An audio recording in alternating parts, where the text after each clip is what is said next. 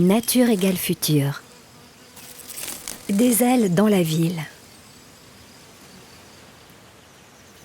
Quand nous observons des insectes voler, nous ne faisons pas vraiment attention à la précision et à la qualité du battement de leurs ailes, car nous ne les voyons pas en détail.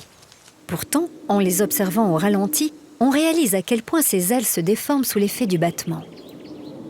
Quelles sont les forces en jeu entre ces structures et le milieu environnant?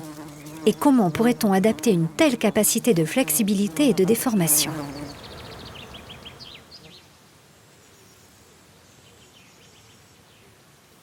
En filmant ces insectes, typiquement des papillons, des libellules, on s'est aperçu qu'il y avait des grandes déformations dans les ailes qui vraisemblablement les aidaient à voler.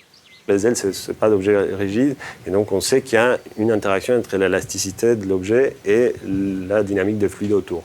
Pour reproduire en laboratoire le vol de ces insectes et l'étudier, on a créé des insectes mécaniques, donc des gros insectes qu'on a fait voler entre guillemets en laboratoire, et en reproduisant l'élasticité des ailes par un matériau qu'on connaît bien et qu'on peut bien caractériser, à ce moment-là on peut faire des vraies mesures sur des insectes qui sont autopropulsés mais mécaniques. Sur l'insecte mécanique lui-même, nous avons des ailes de différentes rigidités. Donc, c'est des ailes en plastique dont on peut faire varier l'épaisseur, et les différentes épaisseurs vont nous donner différentes rigidités. Et en variant la fréquence du moteur, on fait battre l'aile à différentes fréquences. Ce qu'on fait, c'est installer l'insecte mécanique dans un manège qui tourne à une vitesse des croisières. On a essentiellement travaillé sur la déformation des ailes, à quel point les ailes se déforment sous l'effet du fluide environnant. Cette équipe de chercheurs a réussi à analyser les nombreux paramètres des battements d'ailes d'insectes et à les traduire en équations mathématiques. Uniquement en déformant leurs ailes sous l'effet du fluide environnant, les insectes peuvent économiser jusqu'à 50% d'énergie avec un mécanisme qui est complètement passif, c'est-à-dire que sans que ça leur coûte quoi que ce soit. On a fait la démonstration que si vous pliez vos ailes pendant que vous êtes en train de voler, vous avez un profil qui est plus aérodynamique et qui s'adapte tout le temps aux turbulences qui sont autour. Et en faisant ça, le dissiper de l'énergie dans le fluide, on la garde pour soi et elle nous permet d'avancer. C'est comme ça qu'on économise de l'énergie.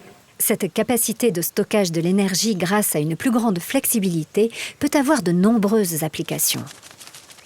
De la recherche sur les insectes est née une nouvelle recherche sur les éoliennes à pales flexibles. On s'inspire directement des travaux qu'on a fait sur les insectes. Le vent qui vient frapper l'éolienne pour la faire tourner va déformer la pale. Et parce que la pale se déforme, les performances vont être améliorées. Ce laboratoire de physique collabore avec des élèves de l'École nationale supérieure de création industrielle afin de développer des éoliennes mieux adaptées au vent.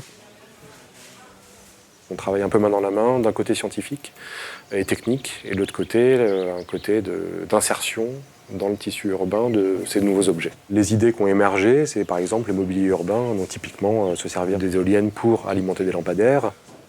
On espère très bientôt pouvoir faire des prototypes, et puis après, pourquoi pas, une commercialisation pour l'éolien personnel. Par vent faible, les éoliennes classiques ne fonctionnent pas. Il faut modifier leur angle en fonction de la vitesse du vent et de sa direction. Si au contraire, les pales d'une éolienne s'adaptent au régime du vent en se déformant, on pourra toujours récupérer de l'énergie. On peut donc imaginer demain de mini-éoliennes installées dans nos rues ou sur nos balcons qui fourniraient une électricité naturelle aux particuliers et aux collectivités.